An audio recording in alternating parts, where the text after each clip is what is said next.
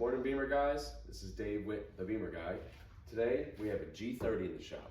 That's going to be a 5 Series from 2017 to current model year, okay? Client went to the dealership, he was told he had a rear flex disc issue. It's on the back of the drive shaft, it's what connects the drive shaft to the differential. They're really known for tearing, he wanted a second opinion, so let's check it out. Okay, so we're under the car, we're going to check out this flex disc. Yep, definitely has issues. You can see the tears in it. Things only get worse from here, so it's good that he brought it to us before he had a situation with possibly a vibration in the drive line, maybe a vibration on acceleration. This is definitely a concern. We're going to take care of this today for him. All right, I'm going to give you a rundown on how we're going to accomplish this the right way. So, we have to get our exhaust down, but we do have a flex disc here. If you're using a lift, this works really well. With this flex pipe right here, we can actually just lower the exhaust and support it with some straps so that we don't have to completely remove it. Typically, these clamps rot. And when these clamps rot, they're hard to get off. So that's what we're gonna do. We're just gonna suspend it. We're gonna have to remove the shield. Once we get the exhaust down, then we're gonna remove the heat shielding here. Then we're gonna remove the rear half of the drive shaft, and we're gonna be able to remove that flex disc off that drive shaft. We're gonna start with this plate here with E10s and 8mm. Go ahead and remove these bolts.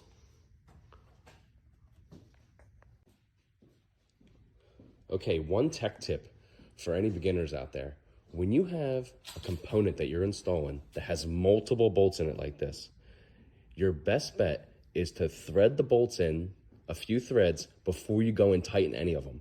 Because what you'll find is, say you install this bolt and tighten it, by the time you get down here to put this bolt in, the holes won't line up.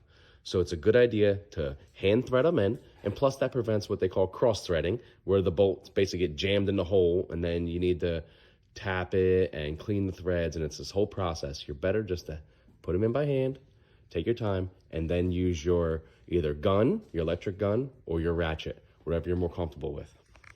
Next step, we're gonna unplug the exhaust flap actuators. You have a 13mm bolt up here, nut. Same on this side. Also a 13 right here, next to the transmission. And then we're gonna support the exhaust and let it hang. When it comes to supporting the exhaust, I like to take a nice ratchet strap, hook it on our exhaust, and wrap it around our subframe.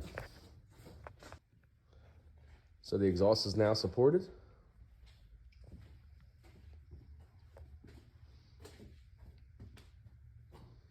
Ready to remove that heat shield now.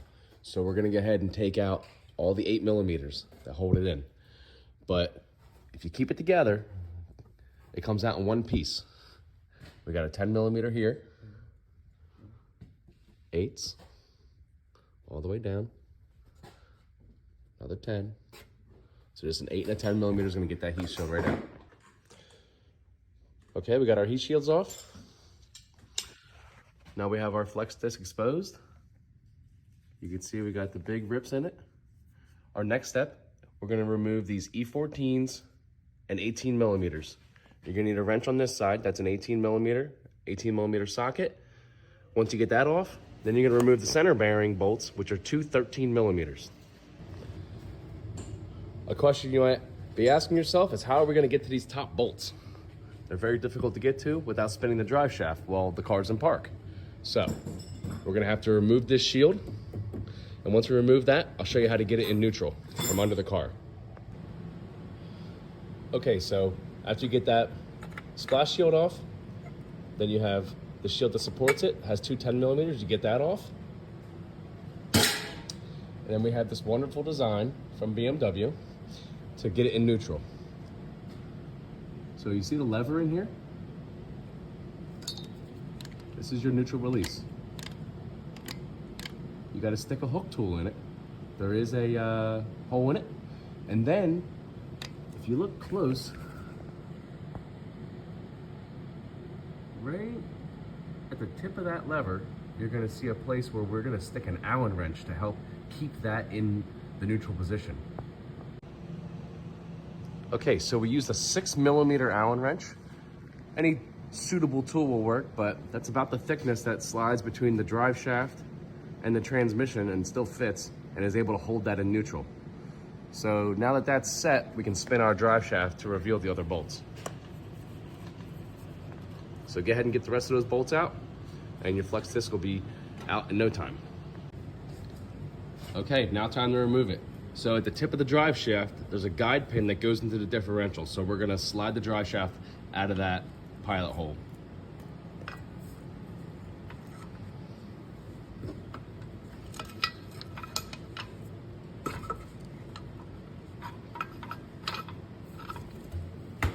Just like that.